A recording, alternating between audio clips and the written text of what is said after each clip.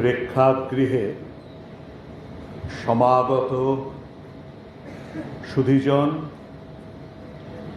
আর মঞ্চে উপবিষ্ট মাননীয় উপাচার্য মহাশয়, মাননীয় বিধায়ক এবং অন্যান্য যারা বিশিষ্ট গুণীজন, সকলকে নমস্কার জানিয়ে আমি সংক্ষেপে কিছু কথা বলে এখান থেকে চলে যাব। আমার আজকে আসার ইচ্ছে ছিল শ্রোতা হিসেবে, কিন্তু আসতে হলো বক্তা হয়ে। মাননীয় উপাচার্য আমাকেই নির্বাচন করেছেন বক্তৃতা দেবার জন্য। আমি তার কাছে কৃতজ্ঞ। তবে এই নির্বাচন কতটা সুবিবেচনা প্রসূত হয়েছে সেটার বিচার করবেন আপনারা এবং আমার বক্তৃতার শেষে।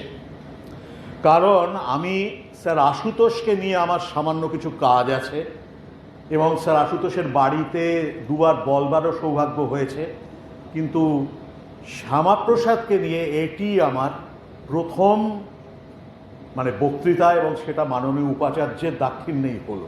আমি আবার তাকে কৃতজ্ঞতা জানাই এবং প্রার্থনা করি যে তোমারও পতাকা যারে দাও তারে বহিবারে দাও সকলকে। তো সরাসরি একদম আলোচনার মধ্যে বিষয়ে কোনো গৌরচন্দ্রিকা না করে, কারণ আমরা এমনিতেই একটু সময়ের দিক থেকে পেছিয়ে পড়েছি, আমি একদম প্রসঙ্গে ঢুকে যাচ্ছি। এখন শ্যামাপ্রসাদ সম্পর্কে একটা আমরা যদি একদম চর্চার দিকটা দেখি, লিটারেচারের দিকটা দেখি, একটা বড় লিটারেচার গ্যাপ এখানে আছে। একটা দিক হচ্ছে যে তাকে দিয়ে সেরকম ভালো কাজ বেশ কিছুদিন পর্যন্ত হতোই না। এখন অবশ্য আমরা বিদগ্ধ সমাজের মধ্যে দেখতে পাচ্ছি যে শ্যামাপ্রসাদকে নিয়েও একটা আগ্রহ সঞ্চালিত হয়েছে। কিছু গবেষণালব্ধ গ্রন্থ রচিত হচ্ছে, গবেষণাপত্র রচিত হতে দেখছি, কিন্তু সেটাও এখনো পর্যন্ত কিন্তু অপ্রতুল বলেই মনে করি। এটা একটা দিক। দ্বিতীয় দিকটা হচ্ছে আরও আমি বলবো দুঃখজনক, এবং সেটা আমার কাছে আরও বেশি আরও বেশি আক্ষেপের বিষয় বলে আমার মনে হয়, যে প্রকৃত দৃষ্টিভঙ্গি যাকে বলে সেই দৃষ্টিভঙ্গি দিয়ে শ্যামাপ্রসাদকে বিচার করা হচ্ছে না। এক ধরনের দ্বিমেরুকেন্দ্রিক দৃষ্টিভঙ্গি দেখি, একেবারে এক্সট্রিম। এটা কিন্তু যে কোনো বড় মাপের মানুষকে দেখতে গেলে বা বিচার করতে গেলেই এই সীমাবদ্ধতাটা খুব প্রকট হয়ে পড়ে, বেদনাদায়কভাবে প্রকট হয়ে পড়ে। হয় আমরা ব্যক্তি পূজার দিকে চলে যাব, একেবারে হিরোবাসীকে চলে যাব, আর নয় তাকে ভিলেন বানাবো। একদিকে প্রশস্তি বা ব্যক্তি পূজা, আর অন্যদিকে ব্যক্তি নিন্দা, ক্ষেত্রবিশেষে কুৎসা, ক্ষেত্রবিশেষে নক্কারজনক অপপ্রচার। তা দুটোর ক্ষেত্রেই সমস্যাটা এক, যে আমরা নৈর্ব্যক্তিকতার মানদণ্ড থেকে বিচ্যুত হয়ে যাই। তাহলে এই জায়গাটাতে যদি আমাদের দৃষ্টিভঙ্গিকে যদি যথার্থ করে তুলতে হয়, তাহলে কি করতে হবে? ইতিহাসের প্রেক্ষাপটে বিচার করতে হবে। তো শ্যামাপ্রসাদকে একটা গোষ্ঠী বলছে যে তিনি ছিলেন ধর্মান্ধতার প্রতীক। আয়েশা জালাল তো বলেই দিয়েছেন ওর সোল স্পোক্সম্যান গ্রন্থে যে হি was the symbol of fanaticism. তারপর ধরুন আরও বেশ কয়েকজন তারা বলেন যে তিনি ছিলেন কমিউনাল বা সাম্প্রদায়িকতার বিষকে তিনি ছড়িয়েছিলেন, ইত্যাদি ইত্যাদি। আবার অন্যদিকে, একেবারে অন্যদিকের যে দৃষ্টিভঙ্গি সেটা হচ্ছে যে তিনি না থাকলে বাঙালি হিন্দুর সর্বনাশ হয়ে যেত, এবং এটা ছিল তাদের একটা অস্তিত্বের সংকট। শ্যামাপ্রসাদেরই আমি বলবো তিনি যার মেজ কাকা, সেই জাস্টিস চিত্ততোষ মুখোপাধ্যায় আজও জীবিত। এই 15 তারিখে তার সঙ্গে আমার কথা হলো, তার বাড়িতে আমি প্রায়ই যাই, তিনি খুব স্নেহ করেন আমাকে। তিনি বললেন যে সাংস্কৃতিক দিক থেকে, শিক্ষার দিক থেকে হিন্দুরা তখন বিপন্ন। একটা ইসলামাইজেশনের বিপদ তখন হিন্দু সমাজকে গ্রাস করতে চলেছে, সেইখানে শ্যামাপ্রসাদ এগিয়ে এসেছে।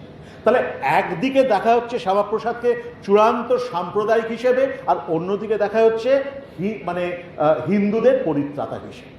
আমি বলবো, আমাকে যদি বলা হয় যে আমার অবস্থানটা কি, আমি বলবো I will take my position somewhere in between, মধ্যবর্তী একটা জায়গা। আমি বলি যে শ্যামাপ্রসাদকে যদি বিপদ, একটা ইসলামাইজেশনের বিপদ তখন হিন্দু সমাজকে গ্রাস করতে চলেছে, সেইখানে শ্যামাপ্রসাদ এগিয়ে এসেছে। তাহলে একদিকে দেখা হচ্ছে শ্যামাপ্রসাদকে চূড়ান্ত সাম্প্রদায়িক হিসেবে, আর অন্যদিকে দেখা হচ্ছে মানে হিন্দুদের পরিত্রাতা হিসেবে। আমি বলবো, আমাকে যদি বলা হয় যে আমার অবস্থানটা কি, আমি বলবো I will take my position somewhere in মধ্যবর্তী একটা জায়গা। আমি বলি যে শ্যামাপ্রসাদকে যদি সাম্প্রদায়িক বলা হয়, তাহলে প্রশ্ন উঠবে কোথাও কি এমন কোন প্রমাণ আছে যে তিনি মুসলমানদের উপর অত্যাচার উৎপীড়নের কথা বলেছেন? এক। 2 নম্বর, তিনি, এটা ঠিক কথা, বাংলা ভাগের কথা তিনি বলেছেন। এটা তো আমার বলার দরকার নেই, সকলেই এটা জানে। কিন্তু কখন বলেছেন? একটা মানুষ যখন কোন মত, কোন বক্তব্য প্রকাশ বা উপস্থাপিত করেন, সে তার ঐতিহাসিক প্রেক্ষাপটটাকে তো দেখতে হবে। আমি অত্যন্ত মানে কি বলবো, এখানে একটা কথা বলি যে ইতিহাসটা আমরা ভুলে যাই, যে শ্যামাপ্রসাদকে আমরা ভারত ভাগ বা বাংলা ভাগের জন্য দায়ী করি, তাহলে অতীতের ইতিহাসটা আমরা ভুলে যাব? আচ্ছা বলুন তো, দ্বিজাতি তত্ত্বের, এত খুব ভালো লাগলো শুনে, দেবনাথ মল্লিক, অধ্যাপক দেবনাথ মল্লিক বলে গেলেন যে এটা আসল মানে এটা উৎসারিত হয়েছিল কিন্তু ইকবালের বাধাতে। তারপর তো জিন্নাকে তো এক সময় বলা হতো, সরোজিনী রায় বলেছিলেন ambassador of Hindu Muslim unity. তাহলে তার এই পরিবর্তনটা কেন হলো? যেটা হীরেন মুখার্জি একটা অসাধারণ একটা বুকলেট আছে, ওয়াজ ইন্ডিয়াস পার্টিশন ইনএভিটেবল না আনএভয়েডেবল। এবং এইখানে একটা কথা বলবো যে হীরেন মুখার্জির একটা ক্ষমতা ছিল পার্টি লাইনের ঊর্ধ্বে গিয়ে ব্যক্তিকে যথাযথ সম্মান দেওয়া, এবং সম্প্রতি তার কতগুলো ভিডিও রেকর্ডিং পাওয়া গেছে দুষ্প্রাপ্য, যেখানে তিনি শ্যামাপ্রসাদকে উচ্চারিত প্রশংসা করছেন। এই হচ্ছে কথা, শ্যামাপ্রসাদকে যদি যথাযথ ভাবে সম্মান প্রদর্শন করতে হয়, তাহলে এক হচ্ছে ইতিহাসের গোষ্ঠী পাতরে বিচার করতে হবে, এক, আর 2 হচ্ছে পার্টি লাইন বা রাজনৈতিক বিশ্বাসের ঊর্ধ্বে, অর্থাৎ মুক্ত মনা হতে হবে। খুবই ভালো লাগলো এমএলএ সাহেব যখন স্যার আশুতোষের নামটা করলেন, স্যার আশুতোষের কথাটা উনি বললেন, খুবই ভালো লাগলো শুনে। কারণ আমরা যদি সেই বঙ্গভঙ্গের যুগে চলে যাই, বঙ্গভঙ্গে লর্ড কার্জন ওই সময় থেকেই তো মুসলমানদেরকে ইচ্ছে করে হিন্দু মুসলমান বিভেদটা সৃষ্টি করার জন্য ব্রিটিশরা কোমর বেঁধে নেমে পড়েছে, এবং বঙ্গভঙ্গতে মুসলমানেরা তো অংশগ্রহণ করলোই না, বরঞ্চ বঙ্গভঙ্গে তারা উল্লাস প্রকাশ করলো। কেন করলো? কারণ তাদের মনে বিষটা ইংরেজরা ঢুকিয়ে দিয়েছে। লর্ড কার্জনকে এখানে কিন্তু অবশ্যই তার ভূমিকাটা খুব বড় করে আমাদের দেখতে হবে। তারপর যখন বাংলা জোড়া লাগলো, কিন্তু জোড়া লাগলো কিভাবে? যেভাবে লাগলো, স্যার আশুতোষ কিন্তু সেটাতে খুব খেদোক্তি প্রকাশ করেছে যে we have fallen from our high estate. সুতরাং যেটা হলো কি, যে বিহার একটা আলাদা প্রদেশ হয়ে গেল, উড়িষ্যা একটা আলাদা প্রদেশ হয়ে গেল, এবং পশ্চিমবঙ্গের একটা বড় অংশ কিন্তু চলে গেল, এবং তখন কিন্তু দেখা গেল হিন্দুরা পশ্চিমবঙ্গে তারা সংখ্যাগরিষ্ঠ নয়। এটা কিন্তু স্যার আশুতোষ ভীষণ ভাবে এতে উনি বেদনা অনুভব করেছিলেন। 1912 সালের কনভোকেশন অ্যাড্রেসে এই খেদোক্তির পরিচয় আমরা পাই। আচ্ছা, ইকবাল কি বলেছিলেন? আপনারা সবাই জানেন যে 27 মার্চ 1940 লাহোরে মুসলিম লীগ এই পাকিস্তান প্রস্তাব সেখানে গৃহীত হয়েছিল। তার 10 বছর আগে, এই তারিখটা ইকবালের কথা যখন উঠলো তখন এটা স্পেসিফিক্যালি বলে দিই, তার ঠিক 10 বছর আগে 29শে ডিসেম্বর 1930 ইকবাল এলাহাবাদে বললেন যে পাকিস্তানের যে প্রস্তাব সেপারেট হোমল্যান্ড ফর মুসলিম, সেখানে পাঞ্জাব থাকবে, সিন্ধু দেশ থাকবে, বালুচিস্তান থাকবে, এবং নর্থ ওয়েস্টার্ন ফ্রন্টিয়ার প্রভিন্স থাকবে, দে উইল বি অ্যামালগামেটেড। জিন্না যখন বিলেত থেকে ফিরলেন ব্যারিস্টার হয়ে, প্রথমেই কিন্তু জিন্না কিন্তু প্রথমেই কি বলবো মানে হিন্দু বিরোধী অবস্থান গ্রহণ করেননি। ইকবাল তাকে কট্টরপন্থীদের কবলগত করে দিলেন। এ প্রসঙ্গে একটা জিন্না সম্বন্ধে একটা কথা বলি, অনেকেরই এটা জানা নেই। যে একটা মানুষ কিভাবে পাল্টে যায়, যেটা ধীরেন্দ্রনাথ মুখোপাধ্যায় বলছেন ম্যানিপুলেট মেটামরফোসিস। জিন্না লোকমান্য তিলক, যাকে সকলেই তো হিন্দুত্ববাদী বলেন, কিন্তু মাইকেল এডওয়ার্ডস তো বলেইছেন যে one of the founders of Pakistan. কিন্তু এটা কজন জানে যে তিলকের মুসলিম কানেকশন কত রকম, কত বৃহৎ, কত বিস্তৃত ছিল? এবং এটাই বা কতজন জানে যে তিলকের যখন কারাদণ্ড হলো সে ম্যান্ডালেতে 6 বছরের তার ডিফেন্স কাউন্সিল ছিলেন মোহাম্মদ আলী জিন্নাহ। তাহলে সেই জিন্নাহর তো পরিবর্তনটা কেন হলো এটা তো বুঝতে হবে। তাহলে আগে শ্যামাপ্রসাদকে, আমি বলবো কাউকে, শুধু শ্যামাপ্রসাদ কেন, জিন্নাহকে এবার ভিলেন বানানো হবে কেন? প্রেক্ষিতটা দেখতে হবে যে একটা মানুষ কিভাবে কোন কোন পারিপার্শ্বিক পরিস্থিতির প্রভাবে তার মানসিকতার পরিবর্তন হয়। এবার আমি সংক্ষেপে আর দু একটা কথা বলছি। শরৎ বসু এবং কিরণ শঙ্কর রায়, তারা ইউনাইটেড সভারেন বেঙ্গলের আইডিয়াটা যে ঐক্যবদ্ধ বাংলার কথা, এখানে কিন্তু একটা বিশাল বড় মরণ ফাঁদ ছিল। এবং সেই সময় আমরা বাংলার যে ছোট লাট ফ্রেডরিক বারোস, তিনি এটা কিরণ শঙ্কর রায়কে তার মাথায় এটা ঢোকাবার চেষ্টা করেছিলেন যে এর ফলে খুব উপকৃত হবে তোমরা যদি ইউনাইটেড সভারেন বেঙ্গল হয়ে যায়। আর কিরণ শঙ্কর নিজে যেহেতু পূর্ববঙ্গের লোক, ওর একটা দুর্বলতা এই জায়গায় কিন্তু ছিল, কিন্তু তুমি একটা দোলা চলেছিলেন। এখানে সুরাবর্তী যেটা চেয়েছিলেন, সুরাবর্তী আবার জিন্নাহকেও রাজি করিয়েছিলেন, জিন্নাহ ইউনাইটেড বেঙ্গল চেয়েছিলেন। কেন চেয়েছিলেন? তার কারণ যেটা স্বয়ং মাউন্টব্যাটেন পরে বলেছেন ব্রিটিশ ক্যাবিনেটের সামনে, যে জিন্নাহ জানতেন যে যদি এই ইউনাইটেড বেঙ্গল হয়ে যায় এটা এক ধরনের সাবসিডিয়ারি পাকিস্তান হয়ে যায়, এবং ভবিষ্যতে আপাতত তো হয়ে যায়, তারপরে পাকিস্তানের সঙ্গে এটা সংযুক্তিকরণ হবে। তখন কি হবে? তখন মুসলিম মেজরিটি প্রভিন্স, এমনিতেই তখন বাংলা কিন্তু মুসলমানরা, হিন্দুদের 45% ছিল, বাকি মুসলমান, পুরো পাকিস্তানের কবলগত হয়ে যাবে ভার্চুয়াল। আরেকটা কথা এই প্রসঙ্গে বলি যে তখন এই সেপারেট হোমল্যান্ডের ব্যাপারটা, আইডিয়াটা এত প্রসার লাভ করেছে যে আমরা দেখতে পাচ্ছি যে হিটলার এবং মুসোলিনির কাছে অব্দি দরবার করছেন খালিকুজ্জামান এবং সিদ্দিকী। এবং এটা আমরা জানতে পাচ্ছি ইন্টেলিজেন্স রিপোর্ট থেকে, এবং আমরা জানতে পাচ্ছি লর্ড লিনলিথগো আর লর্ড জেটল্যান্ডের মধ্যে পত্র বিনিময়ের মধ্যে থেকে।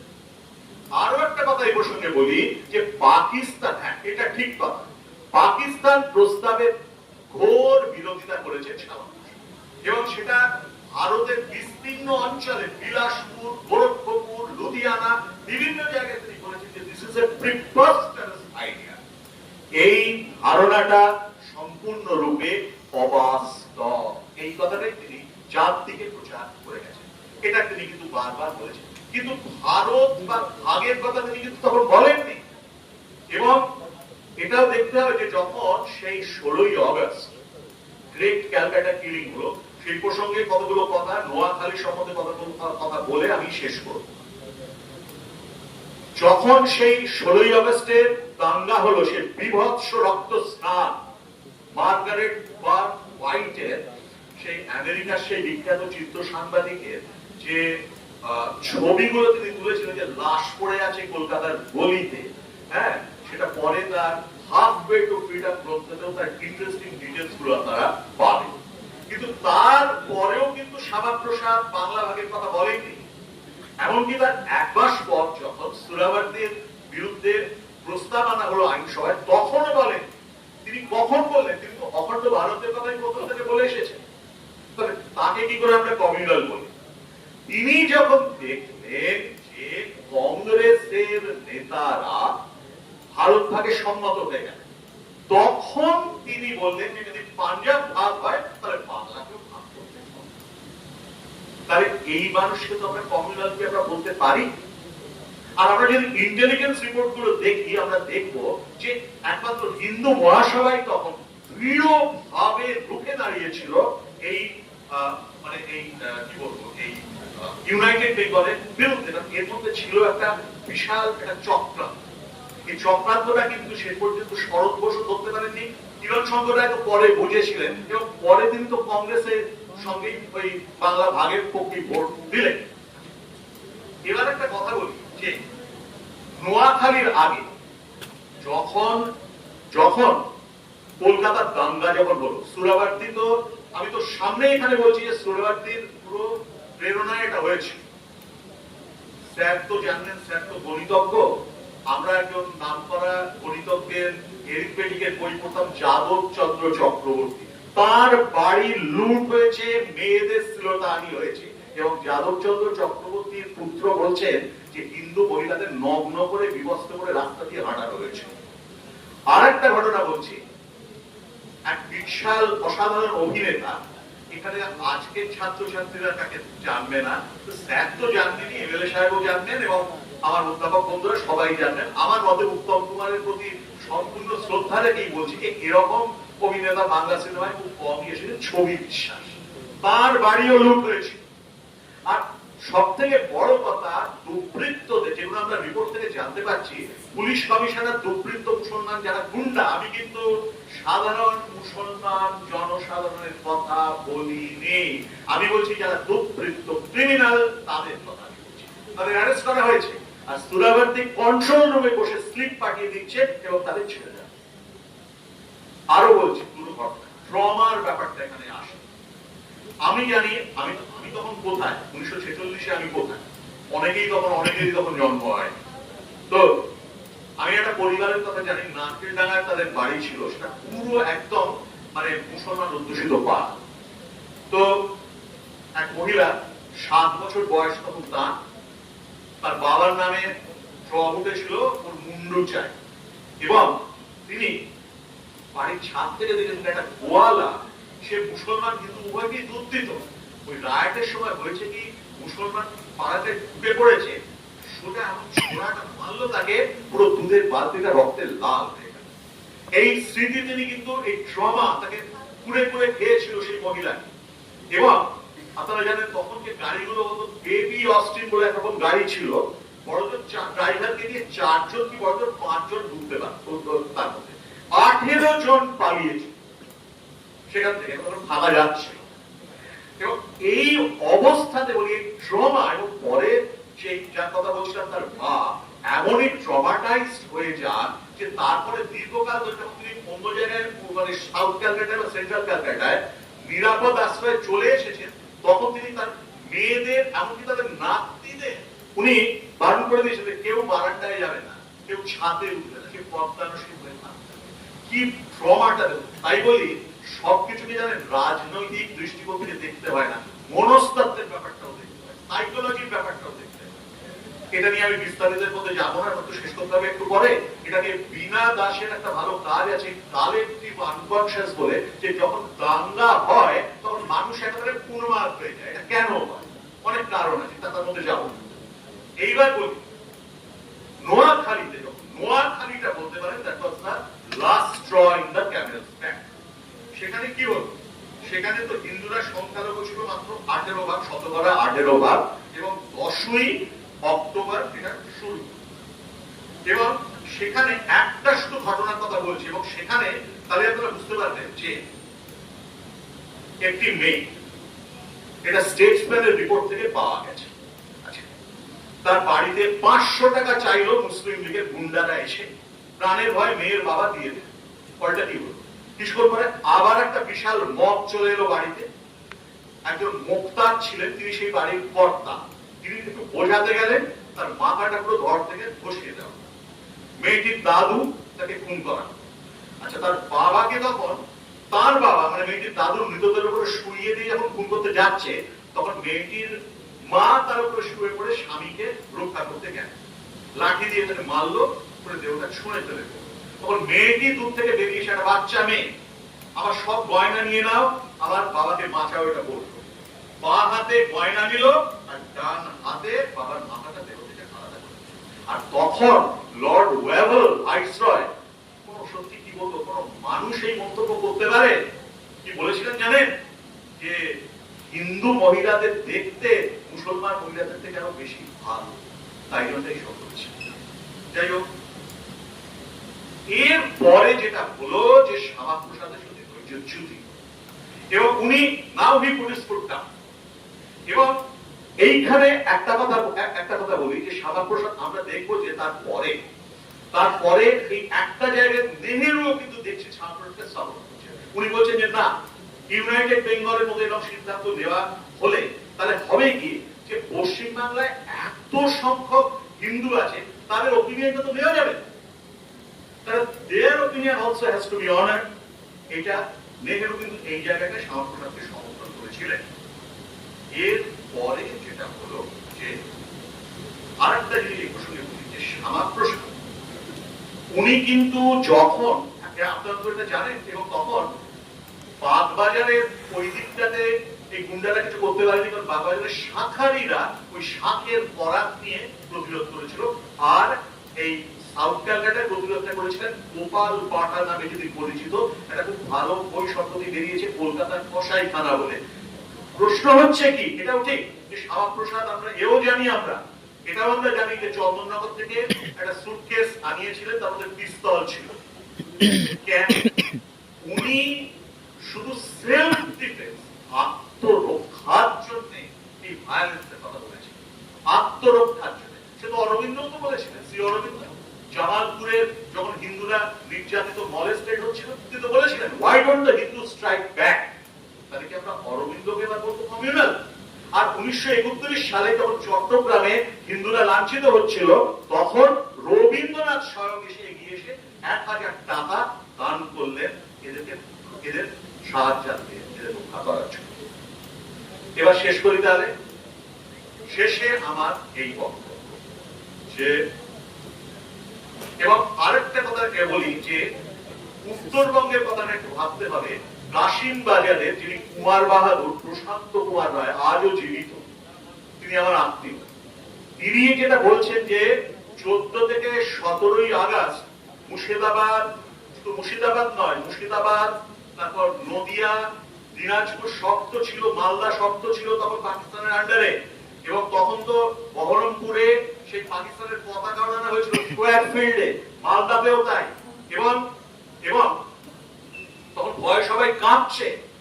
তার বাবা, আমি তাকেও দেখেছি, রাজামশাই কমলারঞ্জন রায়, সে তখন তো রেডিওতে ট্রান্সমিশন খুব ভালো হতো না, তিনি শুনতে পেলেন যে 18ই আগস্ট ডিক্লেয়ার হয়ে গেল যে মুর্শিদাবাদ ভারতের সঙ্গে সংযুক্তিকরণটা হয়েছে। তখন সবাই তারা পালাবার তখন তোড়জোড় করছিলেন। আর এই প্রসঙ্গে আরেকটা কথা বলি, নদিয়ার ব্যাপারে, আমি তো নদিয়া থেকে এখান থেকে তো কথা বলছি। তখন যেটা সাংঘাতিক ব্যাপারটা হয়েছিল কিন্তু যে কৃষ্ণনগর আর রানাঘাটে তো হিন্দুদের আধিক্য ছিল। এখন কৃষ্ণনগরে পর্যন্ত রাজপ্রাসাদের নিকটবর্তী গ্রন্থাগারে পতাকা তোলা হয়েছে, আর হিন্দুরা তো নদিয়া থেকে তখন পালাতে শুরু করেছে, কারণ রেশিওটা সেখানে কিন্তু 61-38 এরকম ছিল। তো তখন রাজ পরিবারের রানী জ্যোতির্ময়ী দেবী মাউন্ট ব্যাটেনের কাছে জনমত সংগ্রহ করে সমাধানের দাবি করলেন, আর শ্যামাপ্রসাদ চাপ দিয়ে বললেন যে কলকাতা এবং উত্তরবঙ্গের যোগাযোগের আসল এই সেতু হচ্ছে নদিয়া, কাজে নদিয়াকে কখনোই বিচ্ছিন্ন করা যাবে না। তখন আবার রিডিমার্কেশন অফ বাউন্ডারি করা হচ্ছে। শ্যামাপ্রসাদ শেষ পর্যন্ত যেন অসাধ্য সাধন করেছিলেন, কংগ্রেসকে উনি টেনে আনলেন এই বঙ্গভঙ্গের আন্দোলনে, এবং বিশাল জনমত, মোবিলাইজেশন অফ পাবলিক ওপিনিয়ন হলো। এবং কারা কারা সাপোর্ট দিয়েছিলেন জানেন? সুনীতি কুমার চট্টোপাধ্যায়, স্যার যদুনাথ সরকার, রমেশ চন্দ্র মজুমদার, মেঘনাথ শাহ। এবং রমেশ চন্দ্র মজুমদার পরিষ্কার ভাবে বলেছেন যে শ্যামাপ্রসাদ মুসলমান বিরোধী ছিলেন না, তিনি মুসলমানদের প্রতি তার যে এই অ্যাপিসমেন্ট, এই তোষণ নীতির বিরোধী ছিলেন। এবং যতগুলো তখন সার্ভে হয়েছে, প্রত্যেকটা জায়গায় যেটা 98% মানুষ তখন বঙ্গভঙ্গ চেয়েছিল। আমি শেষ করবো এই কথাটা বলে যে ইউনাইটেড বেঙ্গল হলে যেটা, এবং ফ্রেডরিক ব্যারোস তো চাপ দিয়েছিলেন যে যত পাটকল গুলো আছে সব হুগলি নদীর ধারে, ওগুলোকে সরিয়ে নিয়ে যাওয়া হবে। এটা তো আপনারা জানেন, জিওগ্রাফির কথা বলি যে স্বর্ণতন্তু যেটা হয়, পাটের ফাইবার যেটা, পূর্ববঙ্গে যেহেতু বৃষ্টিটা বেশি হয় তো ওখানে স্বর্ণতন্ত্রটা অনেক বেশি ভালো, আর পশ্চিমবঙ্গে সেটা হতো না। এবং আরেকটা কথা হচ্ছে কি যে কলকাতার এই বন্দর দিয়ে পুরো রপ্তানিটা হতো এবং ওখান থেকে পুরো সাপ্লাইটা ওই মেটেরিয়ালের সাপ্লাইটা ওখান থেকে পশ্চিমবঙ্গে আসতো। তাই এখানে মানে রীতিমতো একটা থ্রেট দিয়েছিলেন ফ্রেডরিক বারোজ, এইটা দিয়ে যদি এদেরকে ইন্টিমিডেট করা যায়, কিন্তু সেটা করা যায় নেই। তাই যেটা হলো আজকে এই দিয়ে শেষ করছি যে কত বড় বিপদ থেকে তখন রক্ষা পেয়েছিল বাঙালি হিন্দুরা।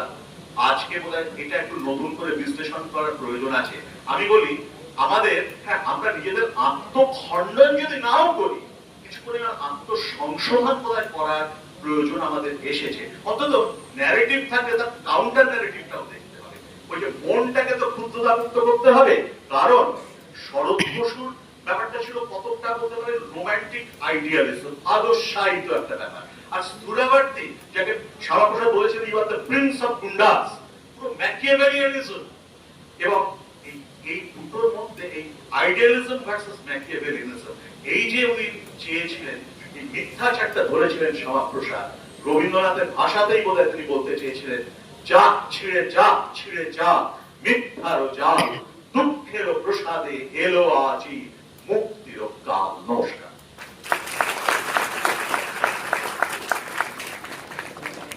যেহেতু আমরা সময় থেকে পিছিয়ে রয়েছি,